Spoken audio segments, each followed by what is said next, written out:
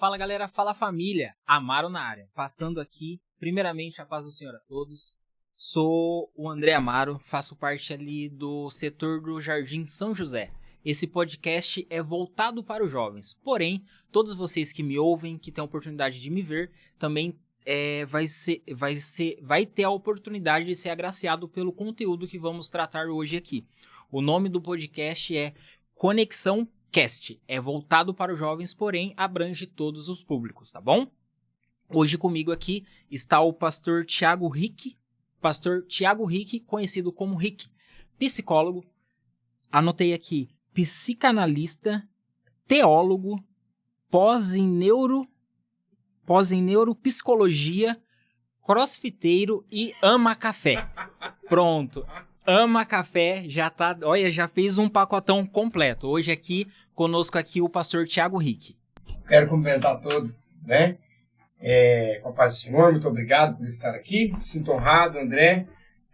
Quero mandar um abraço também para o João Marcos, que fez o convite, através de um grande amigo, pastor Marcos Douglas. E estou feliz de estar aqui com vocês hoje, podendo trocar essa ideia, conversar um pouco, ter essa dinâmica aqui de bate-papo.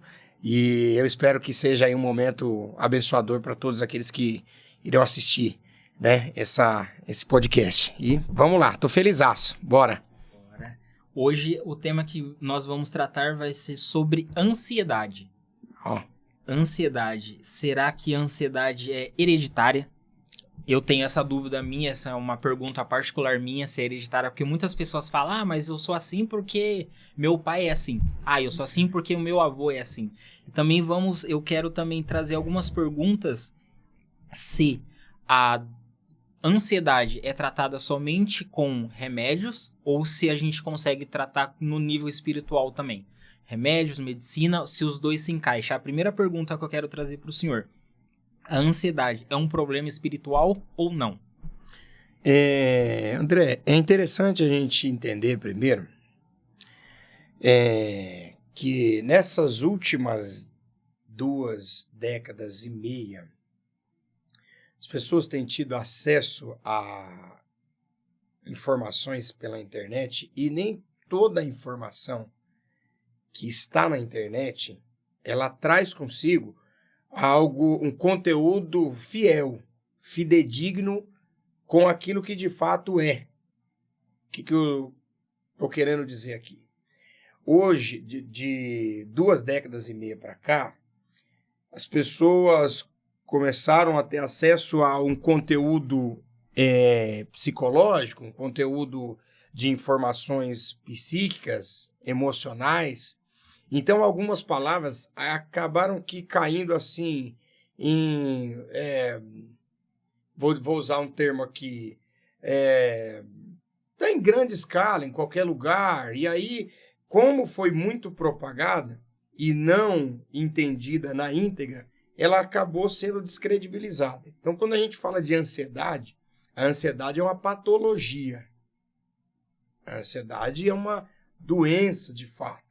Então, depois eu vou explicar aqui, em ato contínuo aqui, vou explicar o que é ansiedade e depois já responder essa pergunta. Por que eu estou trazendo esse contexto? Porque dentro dessas 2 décadas e meia para cá, as pessoas começaram a confundir e usar essa palavra ansiedade, só que eu mesmo, por experiência profissional, a maioria das pessoas que chegam para mim diz assim, eu estou procurando terapia porque eu sou ansioso. Aí eu sempre pergunto, porque eu também sou neuropsicólogo, eu pergunto assim, tá, mas cadê o laudo? Não, eu vi na internet. Não. Então você não viu em lugar nenhum, irmão.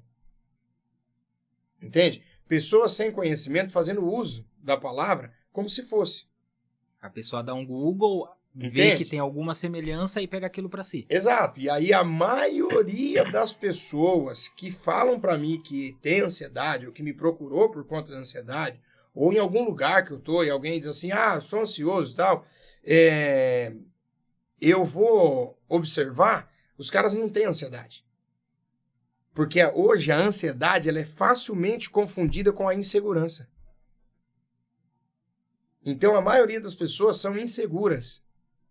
Elas não são ansiosas. Porque insegurança é uma questão de experiência sensorial. Ansiedade é uma questão patológica. Então são coisas diferentes. Eu posso ser inseguro. E a minha insegurança, ela se dá no sentido do quê? Por exemplo, eu tenho um compromisso amanhã na igreja. E eu tenho a chave. Eu sou responsável. Só que amanhã eu tenho um outro compromisso além desse, que eu também não posso faltar. O que eu faço? Eu ligo para o André. Seu André, pode vir aqui? Você vai lá, eu digo, ó, eu vou deixar essa chave aqui com você. Amanhã a igreja precisa ser aberta às 9. Você consegue fazer isso para mim? Aí você diz, não, cara, pô, claro. Você falou, tá falando. Tal. Eu vou para casa. Só que eu sou inseguro. O que eu faço? Características de um cara inseguro que é similar à ansiedade. O que eu faço? Eu não durmo. Porque eu não sei se você vai lá de verdade. Eu confio em algo a partir do momento que está na minha mão. Se esse algo que está na minha mão eu passei para você, por mais que eu te conheça, por mais que eu confie em você, a questão não é o que rola em você, a questão é a insegurança que está em mim. Então eu nem durmo. Aí eu fico pensando, cara, será que o André vai ir amanhã? Cara, ele não pode falhar. O que é isso? É insegurança, não é ansiedade. Entende? Aí, consequentemente, eu vou te mandar uma mensagem meia-noite. Ô André, cara, eu tava pensando aqui também em você e querendo desejar para você uma boa noite, tal, que você durma bem, mas na verdade eu tô querendo dizer assim, cara, amanhã, mano, você tem um compromisso e tal, só que eu não posso falar isso diretamente, porque senão eu vou me mostrar para você. Sim. E isso vem disfarçado de ansiedade hoje. Se amanhã, aí eu digo assim, então, e só para lembrar, cara, amanhã eu tenho que levantar um pouco mais cedo, se você quiser, eu até te mando uma mensagem. Mentira, não tem que levantar mais cedo. Eu vou levantar para poder mandar uma mensagem para você. Eu vou criar uma situação, um subterfúgio para poder chegar até você, para você chegar lá. O que é isso? Resumindo não, explicando aqui. Pessoas inseguras, elas acabam tendo comportamento assim. Esse tipo de comportamento. E aí, hoje, de 2 décadas e meia para cá, mais ou menos, o que as pessoas falam? Fulano é ansioso, porque ele deixou a chave com o ciclano e ele não consegue nem dormir, mas não tem nada a ver, ele é inseguro. Ele é inseguro. Ele não é ansioso. A ansiedade é uma patologia. Então, vamos lá. Partindo para a ansiedade. O que é ansiedade? A psicanálise, ela reconhece 3 tipos de ansiedade.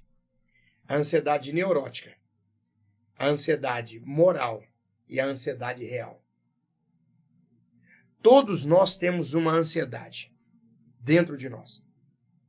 A questão é que, dependendo do ambiente que ela vive, isso pode influenciar ou determinar uma dessas 3 esferas da ansiedade. O que é a ansiedade neurótica? A ansiedade neurótica é aquela que é apresentada a partir de uma figura de autoridade. Então, por exemplo, eu em casa, meu pai tinha uma correção assim, enérgica, um cara autoritarista, autoritário, tudo que ele ia fazer, por exemplo, batia, cobrava. Ele, daquela época, tipo, só dele olhar, já sabia que estava errado, ou que ia dar algum BO, alguma coisa. Então, é uma figura de autoridade que acaba me reprimindo de alguma coisa. Então, todo ser humano, ele nasce com uma ansiedade. E aí, então, por conta desse ambiente que eu cresci agora, com essa figura de autoridade, que é o meu pai, isso acaba se tornando uma neurose para mim. Consequentemente, eu saio da primeira infância e entro na escola. Quem é a figura de autoridade na escola? O professor. O professor. Então, ele trocou agora. A figura de autoridade saiu do pai e veio para a professora. Porque o pai diz assim, respeita a professora. Se chegar aqui, tiver reclamação do professor, então agora eu tenho uma dupla repressão. Saiu do pai, foi para a escola. Segunda infância, período da adolescência e tal, é o período que eu começo a entender o que a minha questão a minha fase afetiva. Começo a ter identificação com homem com mulher e mulher com homem, nesse período. Aí, a partir da segunda infância, por exemplo, se eu tenho uma figura de autoridade que é professora ou professor, dependendo da forma que alguém se aproxima de mim, ela já é uma outra pessoa que representa uma figura de autoridade. Então, se eu, menino, começo a gostar de uma menina que tem um posicionamento diferente do meu, pronto. Ela também já se tornou um fator determinante ou influente para que essa neurose aumente.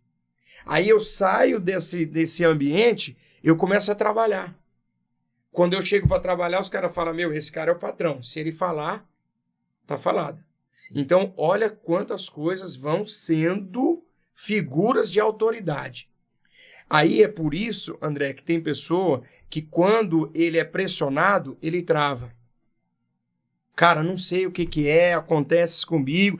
Toda vez que tem alguma coisa que é para eu fazer, que é para mim decidir, eu não consigo. Eu preciso de uma segunda opinião. Eu preciso de alguém para poder me ajudar. Por quê? Porque ele já foi reprimido desde a infância. Aí se tornou uma neurose. Então existe a ansiedade neurótica. Todas as vezes que ele se depara com uma figura de autoridade, no caso aqui, por exemplo, pastor. O cara foi reprimido a vida toda. Aí o pastor, que é a autoridade máxima na igreja, fala uma asneira para ele, ele obedece. Por quê? Porque ele já tem essa neurose. E às vezes esse cara vê que o líder está errado, vê que o pastor está errado, mas ele não consegue falar nada.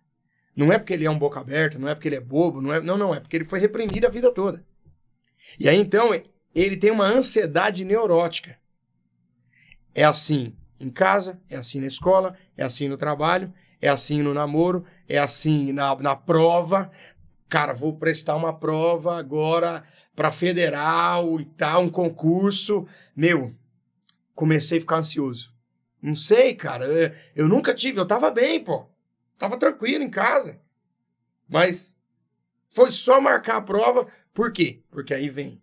A âncora emocional vai trazendo isso. Então essa é a ansiedade neurótica. Aí qualquer coisa você vai me falando, porque se eu começar a falar aqui, eu não paro. Aí você pode me interrompendo aí. Sim, senhor. Ansiedade neurótica. Então, vamos lá. Eu não posso confundir insegurança com ansiedade. O que é ansiedade? A psicanálise reconhece 3 esferas de ansiedade. A primeira, ansiedade neurótica, que se dá por figuras de autoridade. Segundo, ansiedade moral. O que é a ansiedade moral? A ansiedade moral vem de um conceito moralista. É aquilo que a sociedade entende como bom e ruim. Certo? Sim. Então, por exemplo, eu estou na via dirigindo e aí, de repente, alguém pisa na faixa para poder atravessar. Começa uma ansiedade dentro de mim no sentido do quê?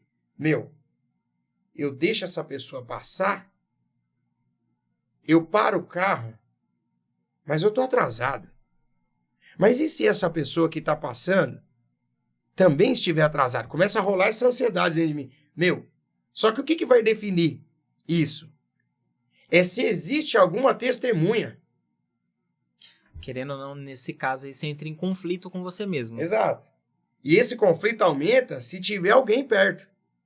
Porque, tipo assim, se tiver alguém para atravessar e do outro lado tiver mais umas 3, 4 pessoas e eu passar direto, eu posso sair com aquele negócio na cabeça. Nossa, velho, alguém me xingou porque, que covarde. Cara, eu fui um cara muito, terrível. O que custava? E aí fica rolando isso. É uma ansiedade moral. Você vai na padaria e, de repente, a moça confundiu os R$2 com uma nota de 100, por exemplo. Uma nota de 200. Aí você comprou alguma coisa e ela te devolveu 100 e poucos reais. Aí você fica assim, será que ela está fazendo um teste comigo? E agora? Ou ela não viu? Ou para alguns, será que Deus está me abençoando? Eu falei isso agora. Ia falar isso agora. Será que é uma providência? Será que é uma providência de Deus? Uma providência que vai cobrar da garota, né? Do atendente. Sim. Ou do garoto que é o atendente depois, né, meu? Alguém vai ter que pagar por isso. Sim, vai sair do bolso de alguém. Vai sair do bolso de alguém. Então fica rolando essa moralidade, essa ansiedade moral. Aí, tipo, meu, cara, deixei alguém passar hoje. Fiz uma boa ação. Só que essa boa ação só é validada se alguém vê. Se alguém vê. Então, é um contexto moral. Ansiedade moral. Após isso, tem a ansiedade real. O que é a ansiedade real? A ansiedade real é aquela que acontece diante de um fator atual. Então, por exemplo, o João me fez um convite dizendo, cara, sexta você consegue ir lá no podcast e tal, pra gente trocar um papo? Consigo. Então eu fiquei ansioso para vir para cá. Fiquei ansioso para dar certo. Eu fico ansioso para que as pessoas, esse podcast aqui, chegue o máximo de pessoas possíveis para poder ajudar alguém de alguma forma. Sim. Né, meu? Fiquei ansioso para atender a expectativa de vocês. Pô, tomara que dê tudo certo e tal. Só que aqui começa uma coisa bacana, André. Por quê? Até onde essa ansiedade é boa? Até o momento em que ela não me paralisa de vir aqui. Que você não perca o sono por conta disso. Que você não perca a clareza. Isso, a maioria das coisas... eu convivo com algumas pessoas que é ansiosa. Certo. Eu tento não me aproximar muito em determinados momentos que ela vai fazer alguma coisa para eu não ter aquele imã comigo. Sim. Que eu tô do lado, daqui a pouco é eu que tô... Eu perco o foco, a clareza de tudo. Então, quando eu vejo isso, eu falo, bom, respira, vai dar tudo certo. Sim. E eu tento me afastar para eu não pegar esse jeito dela. Porque eu não sei se a ansiedade, pelo que o senhor falou, pelo ambiente, não sei se é a palavra certa que eu consigo colocar aqui. Se a gente consegue se moldar. Você não é ansioso, mas você andando com uma pessoa ansiosa, você se torna ansioso. Existe uma influência. O indivíduo, desde que o mundo é mundo, ele é influenciável. Alguns se arriscam a dizer que o ser humano é produto do meio. Ele se encaixa em qualquer lugar. Então, dependendo aí o pessoal dos coaches aí indica que você é a média das 5 pessoas que estão ao seu redor, alguma coisa assim, né? Então, eu acredito que a pessoa pode sofrer uma influência, sim. Em um contexto bíblico, teológico, Coríntios vai dizer o seguinte, Paulo escrevendo aos Coríntios, ele diz assim, ó, não se engane o homem, porque as más companhias corrompem os bons costumes. Então, se existe alguém com uma patologia desse nível e você fica muito com ele, você pode sim ser influenciado por ele. Entende? E isso pode entrar de forma sorrateira. Igual que você falou aí. Eu evito tais coisas quando estou com alguém porque eu sei que se acontecer assim ele vai ficar. Então significa que você já é influenciado. Entende como que é? Sim, sim. Como que vem isso? Então, essa ansiedade real, todos nós temos. Quando é que ela é boa? Até o momento em que ela não me impede de fazer algo. Se ela começou a me paralisar, se eu comecei a ter reações físicas, as minhas glândulas exócrinas, elas são ativadas além do normal, sudorese. Cara, eu vou lá, minha mão tá... Olha pra mim, tô suando, minha mão... Nossa, e agora? Você precisa procurar um profissional. Entende? Por quê? Esse tipo de ansiedade, ela não é espiritual, e aí eu respondo a sua pergunta. Ela é uma questão patológica e não espiritual. Sim. Entende? Porque tudo que é espiritual, ele se comunica com a questão do espírito. Porque a formação do homem primária de Deus é espírito, alma e corpo.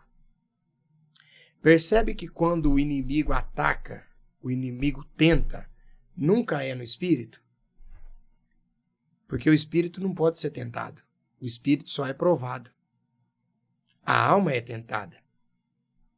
Então, tudo aquilo que você tem na esfera da alma, você domina com questões almáticas, psíquicas, emocionais. Questões emocionais. Então, por exemplo, se eu falasse que a ansiedade é uma questão espiritual, eu estaria mentindo, eu estaria completamente errado dentro daquilo que a gente sabe. Por quê? Porque o espírito é perfeito. O espírito é algo que veio de Deus. Deus não dá nada para ninguém que seja comprometido. Ia ser contraditório. Exato. Então não funciona assim. O espírito está alinhado. A Bíblia vai falar isso várias vezes. Ó, vigia. Por quê? O espírito está pronto. Sempre esteve pronto. Mas é a alma, a carne. Aí ela já tem debilidades. Entende? Então, a ansiedade é uma questão patológica, uma questão psíquica, emocional, não espiritual. Tiago, eu posso orar para repreender a ansiedade? É difícil de você sustentar isso teologicamente. Não tem uma base concreta para... Não. Por quê? Porque a Bíblia diz assim, que tudo aquilo que você não consegue resolver em si, você tem uma opção. Você pode lançar em Deus. Lançando sobre Ele as vossas... Assim como você lança as suas dificuldades. Mas aí eu pergunto, quantas pessoas você conhece que lançou essa ansiedade em Deus e deu certo? Sinceramente. Nenhuma. Entende? Cara, existe a possibilidade de você tratar a ansiedade em um contexto teológico? Existe. Quem conseguiu? Porque Cristo falou uma vez no Sermão do Monte: não andeis ansiosos pela vossa vida, nem pelo vosso corpo, que é de comer, tal, né? Ó, os pardais, as aves não trabalham, não se fiam. O vosso pai bem sabe o que você necessita. Beleza. Tem duas formas de tratar a ansiedade. Ou com psicólogo, ou com Deus. Tenta tratar com Deus para ver. Depois você me fala. Eu não conheço um cara até hoje. Que deu certo que tem relatos que lancei para Deus e com o tempo fui curado. Fui liberto da ansiedade. Eu já ouvi esses relatos também. Só que, na verdade, não tem uma comprovação, uma provação, não tem como comprovar, perdão, né? Isso. Por quê? Porque se eu pedir algo aqui e ele chegou aqui, significa que já aconteceram várias coisas aqui. Eu posso ter pedido para Deus tratar a minha ansiedade e aqui eu falar que eu fui curado, só que, na verdade, aqui, nesse interim, eu já desisti de muita coisa. E aí eu facilmente falo que agora estou sendo curado. Só que, na verdade, eu já desisti de tentar daquilo porque faz muito tempo. Então, tipo assim, é uma questão espiritual? Não creio. Mensagem do pastor Max Douglas: não creio. Não creio.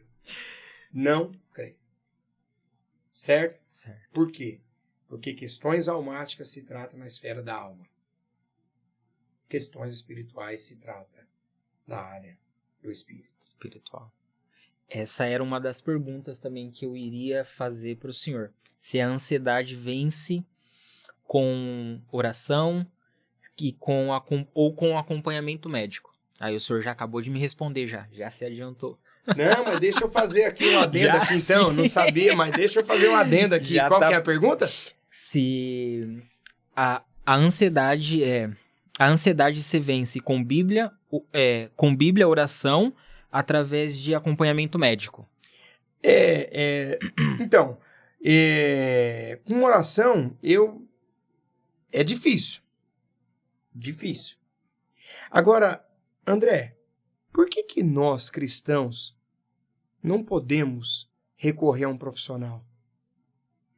Muitos não recorrem. Entende? Muitos. Por que existe esse bloqueio? Por que a gente acha que nós somos os caras, tipo assim, não, Deus vai resolver. E é isso. Uma vez eu estava num treinamento de liderança, e eu não sei se esse cara vai chegar até ele, provavelmente vai chegar até ele, ele vai saber que é dele que eu tô falando. Um cara me disse assim, esse negócio de depressão, ansiedade, isso é tudo falta de oração. Já ouvi muito creio isso. E foi engraçado que eu estava lá dando uma palestra sobre isso. É falta do que fazer, falta de oração, né? Falta de leitura bíblica. Eu duvido a pessoa que tem um alinhamento com Deus, ele vai passar por isso. Aí ele falou, eu tinha dado a palavra pro pessoal, estava tipo um fórum nesse momento, e aí ele disse isso. Aí eu olhei para ele e disse, e se tem um cara que gosta de, conforme diz o meu amigo Max, que gosta de arrumar confusão, eu gosto de umas conversas desse nível, por exemplo. Sim. Né? Aí eu falei para ele, cara, você tá certo, eu gostei da sua fala. Eu concordo com você. A única coisa que eu tô tendo conflito aqui é quando Jesus falou que estava angustiado até a morte. O que eu faço com esse texto, então? Será que Jesus não orava? Será que ele também não tinha o que fazer para falar isso? Eu estou em dúvida agora se eu acredito em você ou o que eu faço com esse texto agora. Já quebrou o argumento dele. Eu quero entender, porque, de fato, eu gosto de entender. Eu tenho dificuldade em fazer aquilo que eu não entendo. Então eu disse para ele, eu falei, o que eu faço com esse texto aqui? Eu quero entender. E qual foi a resposta dele? Fiquei curioso. Eu tô procurando ele até agora. Não achou? Eu tô procurando ele até agora. Eu disse, cara, as coisas não funcionam assim. Será que essa parte de que os cristãos não precisam da psicologia veio lá de trás? Porque é sempre que eu ouço, é sempre uma pessoa mais velha do que eu não sei quem falou pra ela, e isso vem se repetindo até hoje. O crente não precisa passar no psicólogo. O crente precisa orar mais, precisa jejuar. Falo, não, calma aí. Se tem algo que é tratável terreno, e Deus deu a possibilidade de estudo, de melhora para isso, por que nós cristãos não aproveitar dessa oportunidade? Mas será que não veio lá de trás? Então, aí, existe uma crença foi posta, né? Só que aí, por exemplo, a pessoa que fala que crente, ele não pode ir no psicólogo, ele tem que orar mais, eu quero conhecer ele quando ele tem dor de cabeça. Se ele vai na farmácia ou se ele vai orar. Se ele toma um remédio... Eu quero conhecer ele quando ele tiver com dor na coluna. Quando ele tiver com a diabetes, por exemplo. Aonde que ele vai? Em colesterol. Porque se ele já foi no médico, então ele está sendo hipócrita dentro do que ele falou. Com certeza. Então ele também não pode ir em lugar nenhum mais. Se o pneu do carro dele furar, ele tem que orar para Deus encher o pneu. Então ele já não pode ir para lugar nenhum. Não. Porque qual a diferença do profissional braçal que trabalha com uma questão, um trampo desse, para um cara que é outro profissional? Então ele já também não pode. Entendeu? Então, na verdade, isso não passa de falácias, sofismas, né? Então é isso. São crenças que as pessoas colocam para querer se engrandecer. Tem uma coisa aqui, André, que eu quero falar. As pessoas, elas vivem, às vezes, sendo o impostor da própria vida. Vivendo o que ele não é, fazendo o que ele não fala. Ou falando algo e fazendo diferente daquilo que ele fala. Fala uma coisa e faz outra. Sabe? Então, grava isso que eu vou te falar. Geralmente, sabe como as pessoas são? Elas têm uma máxima pejorativa, no sentido do quê? Naquilo que se é bom não se tem misericórdia. Naquilo que se é bom não se tem misericórdia. Por exemplo, eu não tenho ansiedade, então eu olho para você e falo assim, você tem que orar mais. Você precisa ler mais, porque eu sou bom nessa área. Aí eu não tenho misericórdia de você. Só que aí tem uma área que eu sou fraco. Aí quando alguém fala dessa área, eu falo assim, não, tem que ter cuidado, né, irmão? Porque as coisas não é assim. Aí tem que ser então maleável. a gente tem que ter um jeito, né? Não é, as coisas não funcionam assim, né, meu? A gente tem algumas coisas que a gente tem que relevar, é meio relativo. Pô, mas não era você que agora estava falando que não estava dentro do absolutismo teológico, espiritual, e agora tem que relativizar sua fraqueza? Entende? Então acontece muito isso. A pessoa se torna tão impostor da própria vida que ele montou um personagem. E aquele personagem nunca pode cair. Cair no sentido assim, ele nunca pode, a moral dele, a vida, a imagem dele nunca pode, tipo assim, fulano de tal tá no psicólogo, acredita? Não, sério, velho? É. E aí? Qual que é o problema? Qual é o problema? E é justamente por achar que domina tudo, que consegue tudo, que existe uma grande demanda de pessoas doentes emocionalmente na igreja. Existe, por conta disso. Existe. Por querer sustentar uma coisa que não... Isso tá relacionado ao ego também, que a pessoa... Exemplos de liderança. Conheci alguns líderes que, quando falava sobre assunto com ele, não. Igual o senhor falou, tem que orar, tem que fazer aquilo. Mas dentro dele, ele precisava e nunca tratou. O dia que aconteceu algo com o familiar dele, ele desmontou por inteiro. E até hoje ele não se reergueu. Por conta desse fator. Isso aconteceu, eu presenciei. Eu tava bem próximo. Tudo que a gente falava, não, tem psicólogo, tem isso. Não, tem que orar, tem que fazer. E quando aconteceu algo com ele, que foi na família dele, e ele já precisava desse cuidado, só que ele nunca foi atrás, a família dele sabia, e quando isso aconteceu com ele, ele deslanchou. Até hoje, eu ouço falar dele, porém, fora dos caminhos de Jesus. Entendi. Fora totalmente do que ele falava. O que ele falava ainda da igreja para não fazer, ele tá fazendo o dobro. Ele tá fazendo totalmente... Não faz isso. As ações dele tá tudo ao contrário. Fala uma coisa, igual o senhor falou, tá fazendo outra, tá tudo bagunçado. Sabe o que é isso, cara? André, é assim, ó. Às vezes o cara, ele não é egocêntrico. Mas lembra aquele lance que eu falei da ansiedade neurótica? Às vezes ele sofre disso. Ele não era assim. Mas ele foi influenciado por um líder que é assim. Aí, para não chocar o líder dele, ele acaba não assumindo a debilidade dele. Quando daqui a pouco esse cara vai precisar do líder dele, o líder dele vai falar assim, não, cara, você foi fraco.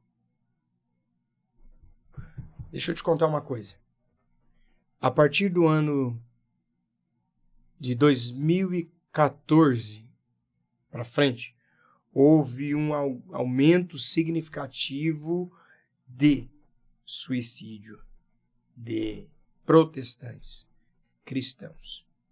A mídia, que gosta de depreciar o cristianismo, né? Quando um cristão que tem um cargo comete um ato suicida, eles evidenciam. Sendo que tem gente que se mata todo dia, mas eles não falam. Só que se tiver cargo, eles falam. Aí eles colocam lá, pastor evangélico faz isso. A partir de 2014 cresceu isso. De forma significativa. Por que isso acontece? E na época eu fui muito questionado sobre isso, estudando, e aí depois eu comecei a responder e entender. E comecei a tratar isso no meio evangélico, cristão. Por que as pessoas da igreja, Casa do Pão, Belém, lugar que cura, lugar que é para trazer a vida, tá tirando a vida? Por quê? Eu comecei a fazer um estudo sobre isso. E aí, Deus me falou algo e eu vou compartilhar com vocês aqui. Todas as vezes que você se propõe a fazer algo além daquilo que foi te dado, você está angariando para si dores desnecessárias. E quando você for recorrer a alguém, eles não vão entender o que você fez do que era para fazer. Eles vão entender apenas aquilo que você fez além do que era para você fazer. Então a sua cobrança não é num ato primário do que era para você fazer. A cobrança vem naquilo que você se dispôs a fazer a mais que não tinha nada a ver com você. Isso gera uma doença emocional. Todas as vezes que você se propõe a fazer aquilo que você não foi chamado para fazer. Entende? Então, por exemplo, André, o que o pastor foi chamado para quê? Pastorear, cuidar das ovelhas. Certo, cuidar das ovelhas. E o que o pastor faz hoje? Cuida das ovelhas. Visita. O que mais? Vamos lá. Visita, ora, cuida, aconselha, é amigo, é companheiro, é pai de família, é um esposo. Sim. Tem todo um leque. Tem toda uma... Além de pastor, ele tem que ser outras coisas. Agora que eu tô entendendo a sua pergunta. Olha que bacana. Olha que bacana que você falou aqui, ó. A fração da frase que você falou. Ele tem que ser várias outras coisas. Quem falou isso?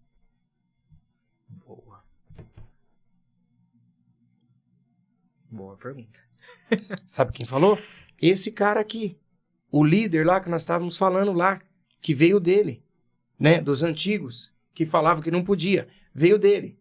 Aí esse cara falou que ele tem que suportar. Não, quando a Bíblia diz que ele tem que falar.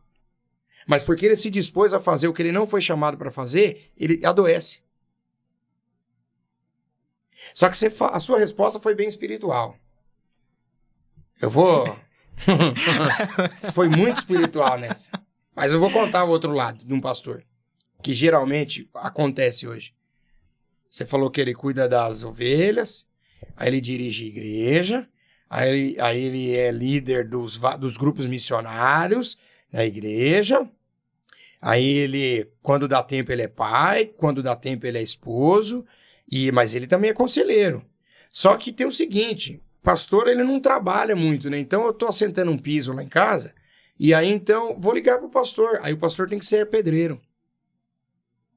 Ah, o pastor conhece fulano que tem uma loja de festa de aniversário. Meu filho vai fazer aniversário. Então eu vou ligar pro pastor. Aí o pastor tem que ser promotor. Tem que ser Ele tem que ser o mediador. Entendeu? Para fazer. E ai dele se ele faltar no aniversário do irmão da igreja lá. Porque ele falta no aniversário do filho dele. Mas dos membros da igreja dele, ele não pode faltar. Então ele começa a fazer tudo aquilo que ele não foi chamado para fazer. Então a doença aparece quando? Não é quando ele faz. Você não adoece de fazer o que Deus chamou você para fazer. Você adoece de fazer aquilo que ele não falou para você fazer. Você entende isso aqui? Entendi. Aí tipo assim, ó. Tiago, me dá um exemplo. Vamos lá, eu tô falando aqui, você que depois você direciona isso, como que você para. Mas me dá um exemplo, vamos lá. Davi tá na casa dele. De boa. Uma cadeirona, tipo top, igual essa aqui. Minha mãe tem um ditado que ela fala assim, André, quando você não tiver nada para fazer, não inventa a moda. Minha mãe sempre falou isso. Não inventa a moda. Tá quieto, não mexe, não inventa a moda. Davi tá lá. Parado. E você percebe que todas as vezes que Davi ele tá parado, ele só faz besteira? Pois é. Pega essa aqui, crente. Você ficar parado, você faz besteira, irmão. Dificilmente quem tá trabalhando faz besteira. Então arruma alguma coisa pra você fazer. Tá? Não fica desse jeito não, que você vai tropeçar. Olha só. Davi tá lá de boa. Sem fazer nada. Aí vem uma ideia. É tão interessante que a ideia vem da alma. Não vem do espírito. O espírito vem inspiração. A alma produz ideia. O espírito produz inspiração. Ele tem uma ideia. Aí ele fala assim, não tá certo isso aqui, cara. Eu tô morando num palácio. E Deus, onde ele mora? Pois eu vou resolver isso aí. Deixa comigo. E ele foi. E tem um detalhe. Teve um profeta que entrou na jogada. Né? Aí ele chamou, o profeta Natan estava lá, ele disse... E é interessante que Davi, ele era bom no quê?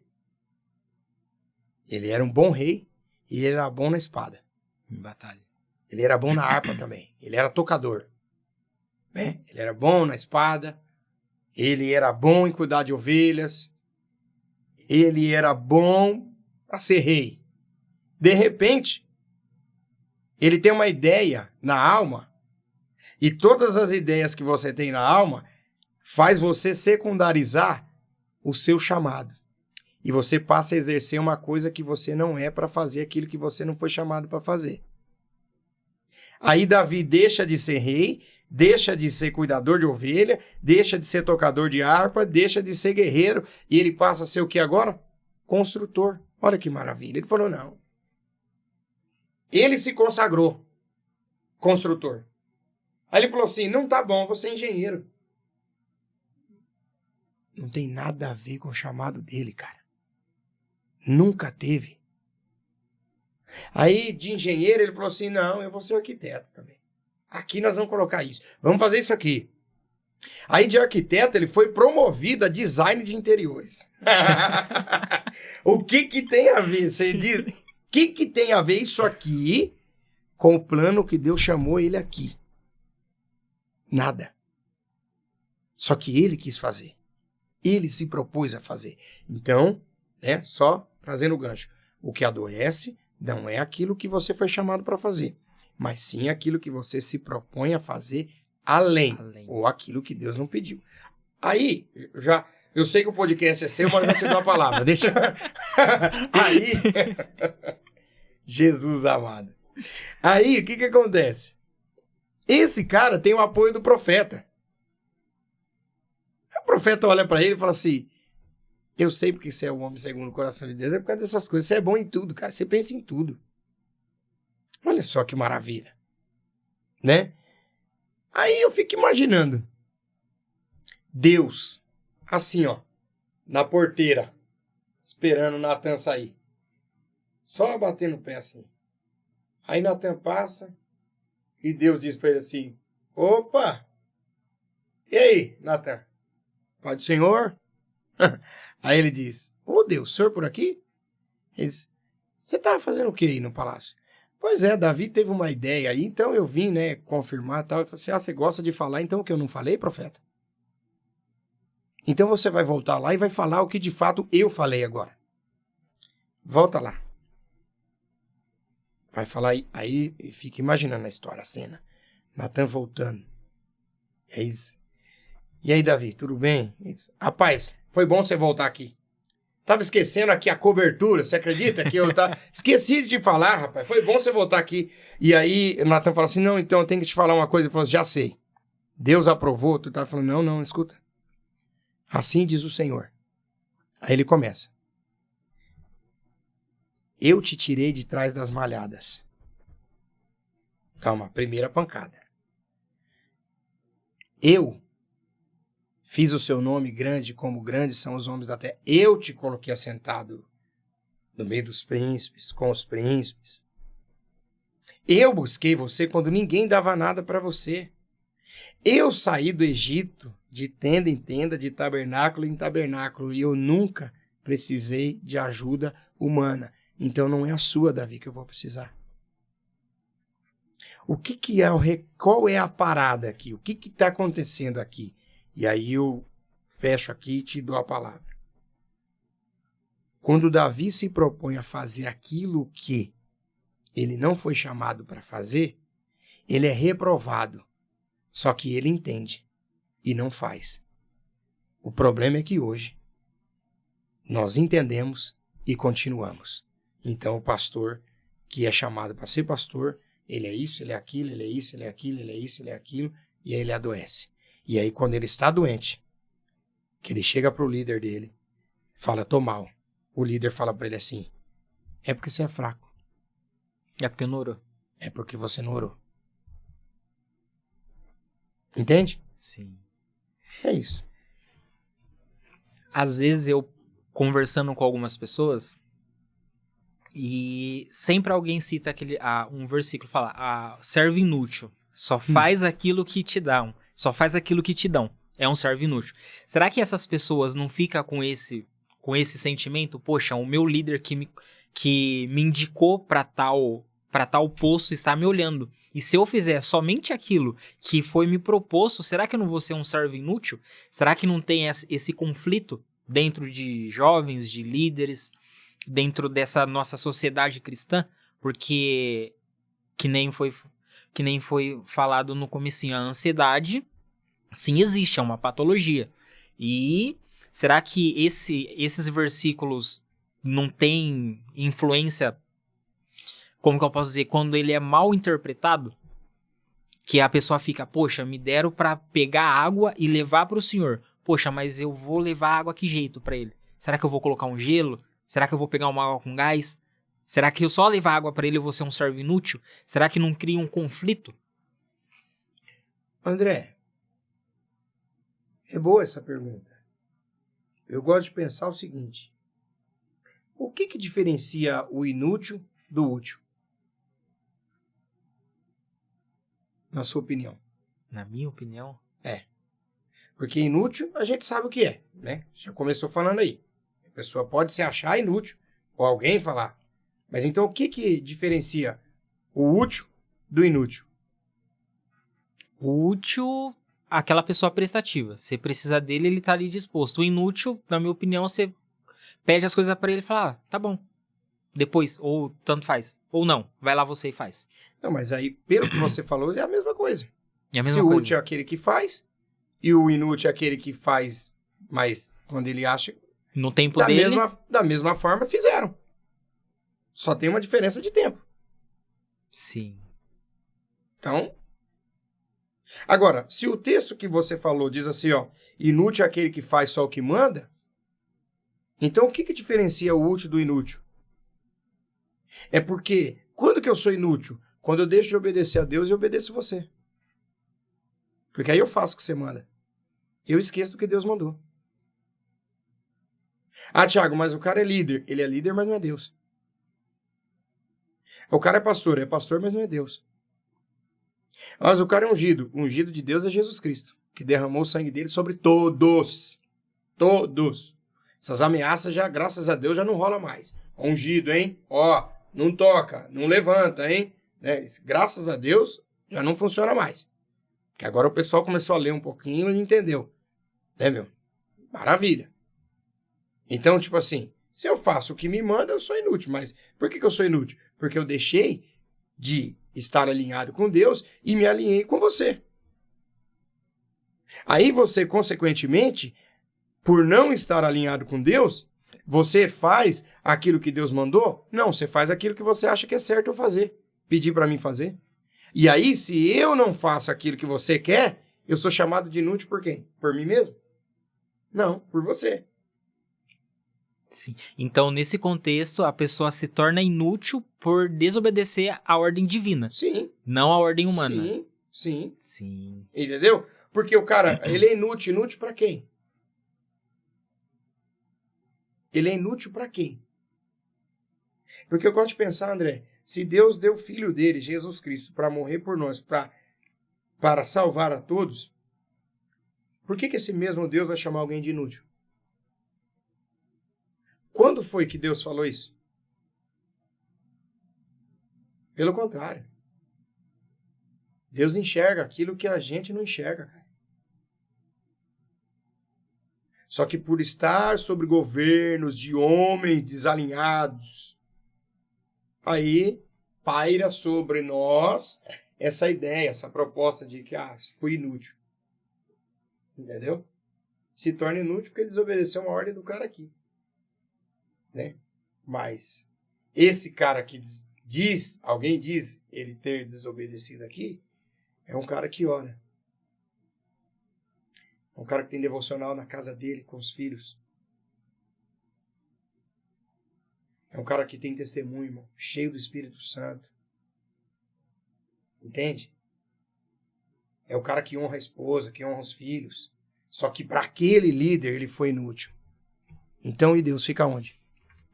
Aí ele se torna inútil por ele não cumprir uma vontade que... eu queria água, em 5 minutos. O cara veio... Exato. O cara deu uma ordem para ele e aí ele não fez do jeito que o cara queria.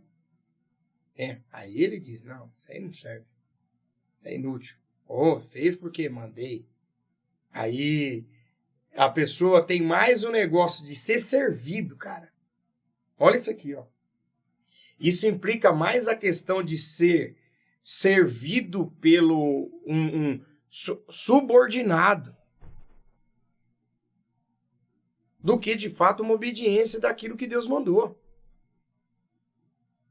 Porque eu estabeleci uma norma, e aí se o cara não atender aquela norma que eu falei, né, eu já coloco a pessoa em uma posição, não é de servir conforme a Bíblia diz, mas é do cara ser um servo meu, aí tá errado. Aí você tá impondo as suas vontades. Entendeu? E não é isso que a Bíblia diz. A Bíblia diz que quem tem chamado ministerial, apóstolo, profeta, evangelista, pastor e mestre, ele é para o desenvolvimento e crescimento do corpo de Cristo. Ou seja, se ele tem um desses dons, ele foi chamado para servir o servo, Não tem a ver com... Entendeu? Entendi. Ficar requerendo das pessoas, né? Vamos para uma outra pergunta. Como que o jovem hoje, um jovem cristão, ele consegue... Como que eu posso elaborar essa pergunta que não fique tão confusa assim para eu tentar explicar para o senhor? Não, pode manda. Um jovem cristão, ele consegue estar num ambiente, que nem eu falei para o senhor, que dependendo da pessoa, eu não fico perto porque eu acabo aquele imã. Tipo, sim. Quando eu vejo, eu tô praticamente igual a ela. Como que a gente consegue a não pegar esse trejeito de ansiedade, de inquietação? Como que o jovem, nós, no meio cristão, consegue... Porque acontece isso dentro das nossas casas, dentro das nossas famílias, e na faculdade, com um amigo que não é crente, com um amigo que não conhece a palavra, que a gente não tem como não se envolver, mas pegar aquilo, poxa, até aqui eu consigo, até aqui... Como que a gente consegue não se vincular? Vamos lá. Fala 5 qualidades suas pra mim. Obediente. Você tem certeza que você é obediente? Sim. O que mais? Obediente. Paciente. Você tem certeza? Tenho. Sobre qualquer circunstância? Não, aí não. Continua. Obediente. Atencioso. Certeza? Quase. Vai, próximo. Atencioso. Eu sou amigo. Certeza? E conselheiro. Certeza? Você é amigo e conselheiro? Tá. De 5 coisas que eu falei, você afirmou 3 e deixou 2 mais ou menos.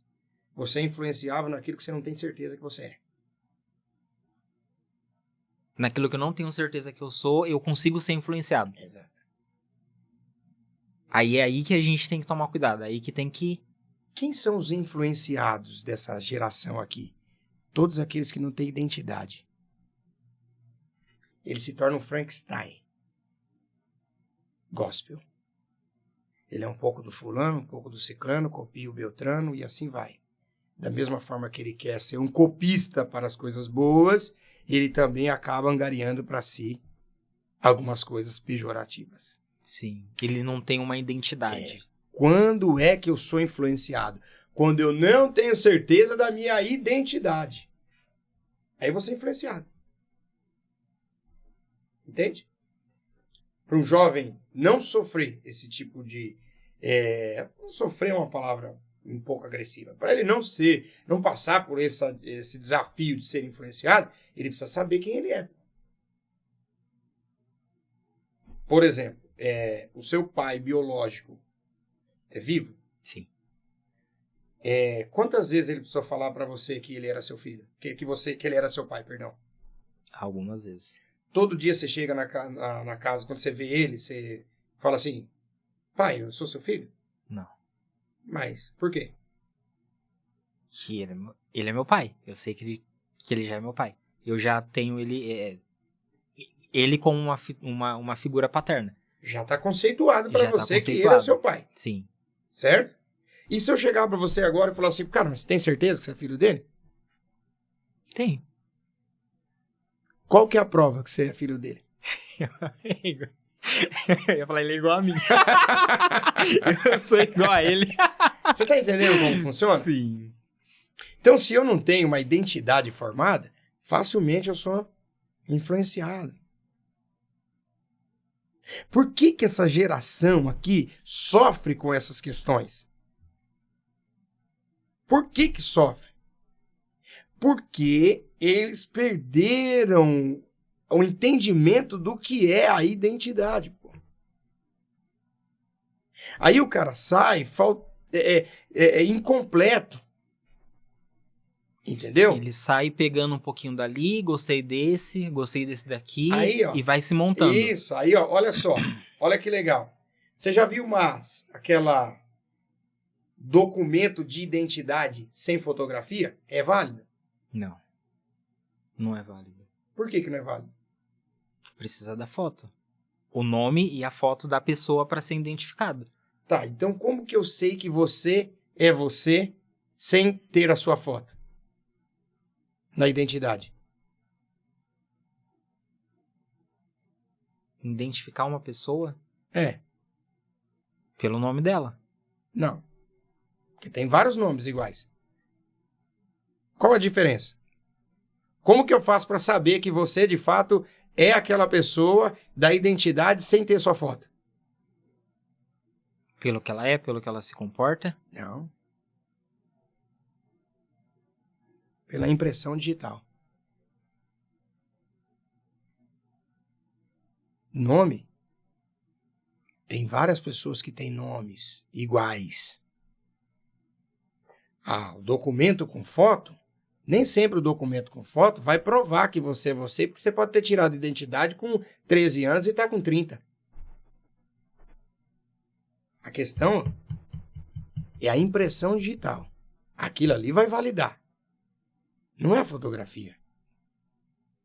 Então, tipo assim, quando a gente fala sobre identidade, você é igual a quem? A Bíblia diz que nós temos uma nova identidade. O sangue de Cristo foi impresso em nós. As digitais de Deus estão em nós. De Cristo. Entende? Então, quando se trata de identidade, consequentemente paternidade, aí você não vai ser influenciado ou uma pessoa influenciável. Entende? É isso. Deixa eu ver se tem uma outra pergunta aqui para fazer para o senhor. Ora. Aqui, eu acho que o senhor já respondeu essa daqui. Não, aí não vale. Aqui, ó. Não, eu vim para responder 90 perguntas. Não faz isso comigo, não. Eu me preparei 18 anos para responder 90 perguntas hoje. Não vem... Aqui, ó. Um jovem sofre de ansiedade. Pode continuar exercendo o seu cargo ministerial dentro da igreja? Deve. Ele deve continuar. Ele deve continuar porque a igreja se trata de questões espirituais. A partir do momento que essa patologia começar a prejudicar ele, ele tem que parar de exercer a função dele? Não, ele tem que procurar uma ajuda profissional. Não precisa parar. Não precisa. É só ele procurar, ele deve continuar. Se essa ansiedade ou essa patologia está agora prejudicando ele, o que ele tem que fazer? Procurar um profissional. E continuar. E continuar exercendo. Continuar exercendo. Aí, o profissional vai saber dosar se a função que ele está fazendo prejudica ele. Só que se ele é um cara maduro, ele sabe se o que ele está fazendo é o que ele foi chamado para fazer, ou se ele entra naquela vibe que eu falei de fazer mais, ou fazer aquilo além daquilo que ele foi chamado para fazer. Entendeu? Então eu digo que ele deve continuar, mas começou a trazer questões, começou a trazer prejuízos, ele deve procurar um profissional. Entende? Por quê, André? Talvez isso aqui agora vai chocar algumas pessoas. E eu dou glória a Deus, dou risada por isso. Você acha que Deus se importa com quem é mentiroso? Com quem é mentiroso? É mentiroso? Se ele se importa? É. E eu não tô falando criatura, tô falando filho. Um cara que mente, tá na igreja, mente. Você acha que Deus tá preocupado com esses caras? Eu creio que não. Por que você quer que não? Eu creio que ele não... deixa eu tentar justificar minha resposta aqui. Eu creio que ele não tá preocupado porque a palavra dele é absoluta.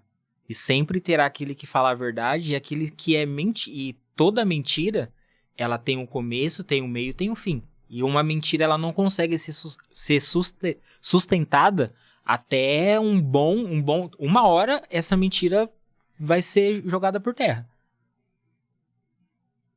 Entendi. Então o povo pode continuar mentindo, né? Então. Não. Não pode. Por que não pode? Deus não tá se importando com isso. Falei, perguntei, você falou, concordou comigo. Ó, estão retificando a minha resposta. Ele está preocupado.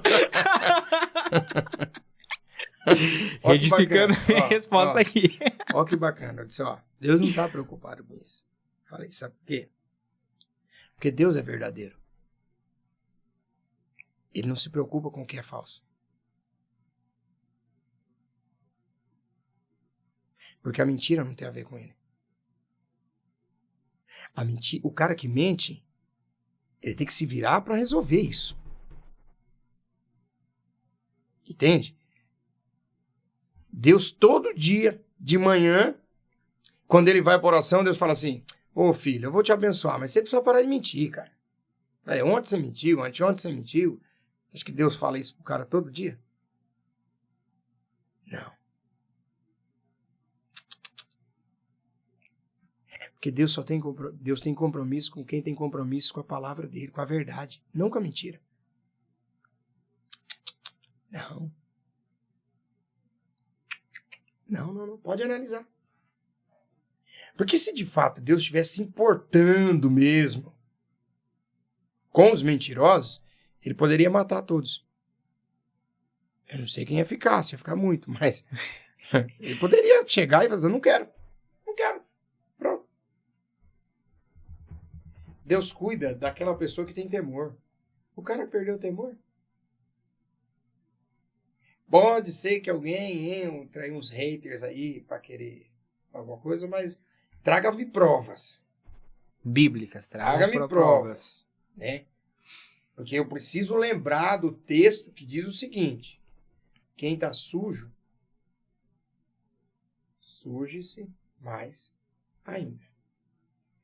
Quem está limpo, limpe-se mais ainda. Então a preocupação de Deus é com a verdade e não com a mentira.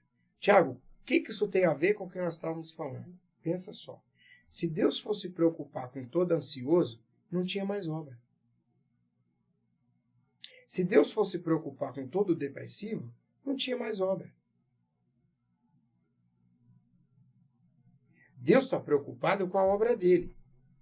Ah, Tiago, mas quem que faz a obra dele? É o ser humano, é o indivíduo. É o indivíduo. Certo. Se o indivíduo tem problemas naturais, quem que resolve isso? Deus? Não. É a questão natural. Questão natural. Deus resolve o que é espiritual. O que é natural, você resolve no ambiente natural. Entende? Deus chega assim para alguém, olha isso que bacana. Deus chega para alguém e diz assim, você estava falando comigo, meu filho, você estava orando, vai no psicólogo. Acha que Deus faz isso? Não. Não. Não. Quem precisa ter esse entendimento sou eu, somos nós. Temos que cair em si. Que precisamos passar no psicólogo, Entende? precisamos Sim, tratar. que nós não somos herói de nada. Nós não somos heróis. A obra de Deus está completa, está feita. Não há nada que eu possa fazer para acrescentar na obra do sacrifício de Jesus. O que eu tenho que resolver aqui então? A minha alma. Eu preciso cuidar. Porque aí, se eu não cuidar, aí eu tenho um problema. Por que eu tenho um problema? Porque o inimigo se aproveita do desequilíbrio emocional do ser humano. Aí sim eu tenho um problema. Entendeu? O desequilíbrio emocional está relacionado àqueles picos de raiva que a gente tem? De estresse? Ansiedade. Angústia, ansiedade, opressão, depressão, possessão e idealização suicida. Angústia, ansiedade, opressão, depressão, possessão maligna e ideação suicida. Tudo que o nosso adversário quer é que você não vá de certo para o psicólogo mesmo. Claro, porque ele toma sua mente e ele fica bagunçando lá com você. E você se torna improdutivo para você mesmo e para o reino. Só que aqui fora ele aparece como? Não, ele é forte, não precisa. Porque o inimigo, ele se aproveita do desequilíbrio emocional das pessoas. Dos pensamentos desorganizados. Entende? Entendo. É isso. Forte essa resposta, viu? Forte. Muito boa. Deixa... Vai. Não, pode falar, por favor. Eu só... O pessoal entender isso aqui. Jesus atravessa. Os discípulos estão juntos. Tem um cara endemoniado. Uma legião de demônio está no cara. O cara mora no cemitério, irmão. O cara mora no cemitério. Quem que visita esse cara? Ninguém, pô. A visitação que ele recebe é a possessão maligna constante. A manifestação, maligna. Se o cara quebra a corrente, se corta com pedras. Entende?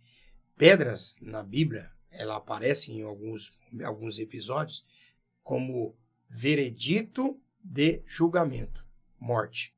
Instrumento de morte. Esse cara, ele se mata. Ele se corta. Ele vive uma vida de eufemismo. Da nu. Beleza. Jesus aparece.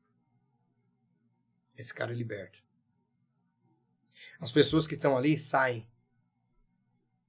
E a Bíblia vai dizer, depois, que aqueles que saíram, retornando, vendo aquele que outrora era endemoniado, encontraram ele sentado, vestido e em perfeito juízo. Sentado, vestido e em perfeito juízo. Então Satanás tomava o que dele? A mente, o juízo dele. A desorganização emocional, psíquica. Toda a desorganização psíquica torna-se um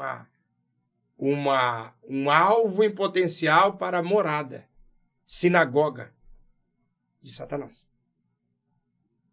Entende? Entendo. Então ele precisa procurar um profissional para que, de fato, ele não dê lugar para o nosso adversário. Então, vamos lá. Se um jovem tem a sua mente organizada, vamos trazer pro físico. Sim. Tendo a mente organizada. Okay. Isso não organizada, sabendo quem é você, sabendo os seus princípios, seguindo aquilo que foi ensinado, seguindo o que a palavra diz, isso é um impedimento para que o inimigo não entre. É uma porta fechada. A partir do momento que o jovem cristão está dentro da igreja, está adorando, está cantando, está louvando, está servindo a Deus, está sendo líder, está no corpo de obreiros e tiver com a mente desorganizada, isso é uma brecha para que o inimigo entre e ciranda e faz bagunça e para ele tá tudo bem. Entre aspas assim, eu tô forte, eu tô aqui tranquilo e não preciso de psicólogo, não preciso de terapia, não preciso compartilhar o fardo que eu tenho, que eu creio que todo mundo, na minha opinião, todo mundo tem que passar no psicólogo. Todo mundo, seja o mais top lá da empresa, ou mais que alcança o cargo mais top, até o que chegou ontem precisa passar no psicólogo para conversar, para colocar para fora aquilo que muitas das vezes a gente não consegue passar por um amigo, por um colega ou por um ente familiar, com medo de essa que a gente compartilhar se replique. Essa conversa no particular acaba se espalhando. Olha só, André, olha que legal. O inimigo entra na mente e faz uma bagunça. O que caracteriza bagunça o inimigo? A Bíblia diz que ele entra e monta fortaleza. Ele blinda a mente do cara para que a pessoa não reaja, não entre nada e não saia aquele mal que está ali, que ele colocou. Por isso que o texto vai dizer, segunda carta aos Coríntios, ele diz assim, capítulo 10, ele fala assim, porque as vossas armas, elas são poderosas em Deus, em Cristo, para destruir as fortalezas de Satanás. Então, se eu tenho um período de desequilíbrio, eu sou um alvo em potencial. Tá dando brecha. A famosa expressão tá dando brecha. Entende? É isso. Sim. Por aí.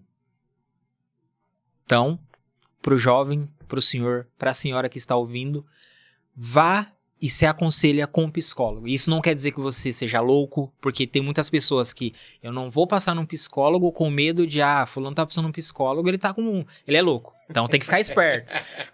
Quando ele ficar perto, gruda aqui no pescoço, senão ele vai atacar. Não, tira isso da cabeça de vocês, tá bom? E eu ia fazer uma pergunta aqui agora, meio que descontraída, se café aumenta a ansiedade. Rapaz do céu, o café, ele equilibra a ansiedade. Equilibra. Né? A pessoa que não toma café, ele não está preparada para prosperar, irmão. Tá vendo? E sem açúcar, por favor, viu? Café sem açúcar. Quer prosperar, tem que aprender a tomar café, gente, né? Mas brincadeira à parte, aqui eu sigo o senhor na rede social e agora ele deu uma paradinha, mas antigamente ele postava bastante fazendo café, tomando café. Na casa dele tem uma máquina lá. Eu stalkeava mesmo. Ele postava. Eu ficava de olho. Eu falei, olha, ele tem uma máquina de café na casa dele. Tem todo lá um preparo. Mas, pastor Thiago, muito obrigado por esse momento que o senhor esteve aqui com a gente. Esse foi o primeiro de muitos. Assim eu creio que Deus vai nos dar sabedoria, vai dar discernimento para que possamos tocar esse podcast para os jovens, para o setor não só de São José, mas para Campinas. E se Deus aí nos dar sabedoria, senão o Brasil todo aí alcançar trazendo princípios bíblicos. Nunca é o que eu peço para Deus. Tudo que eu for fazer, que Ele não deixe eu me influenciar com coisas com oba-oba. Com, nossa, vamos fazer aquilo que é legal. Não. É bíblico? Então vamos conversar da Bíblia. Se não é da Bíblia, vamos deixar um pouquinho de lado. Se for para descontrair, vai descontrair. Mas o que é bíblico, é bíblico. O que é brincadeira, um pouquinho pro lado. E agradecer mais uma vez. Obrigado pela presença, de estar aqui nos abençoando com a sua presença, com a sua palavra que o Senhor nos trouxe. E da próxima vez que ele vir, eu vou comprar um café top pra ele. Hoje eu não comprei porque não deu tempo, foi corrido demais. Mas a próxima vez que ele vir, isso já é um merchan pra ele vir na próxima. Agora eu tô vendo Deus na sua vida. No finalzinho aqui eu comecei a ver Deus na sua vida. Eu achei que ele não tava. Mas agora você falou isso aí. André, muito obrigado. Sou grato a Deus por poder estar aqui e compartilhar. Eu carrego comigo uma ferramenta chamada gratidão. Que por mais que eu conheça alguma coisa, sem o seu convite, sem o convite de vocês, sem essa idealização de vocês aqui, não ia adiantar nada. Então, eu agradeço a participação e quero voltar, sim, né? Para aprender aqui, compartilhar. E vocês viram, tá gravado, né, gente? Ele vai trazer o café. Deus abençoe, muito obrigado e estamos juntos sempre. O que precisar de mim, eu estou à disposição. Principalmente aquilo que você entender que eu seja útil. Amém.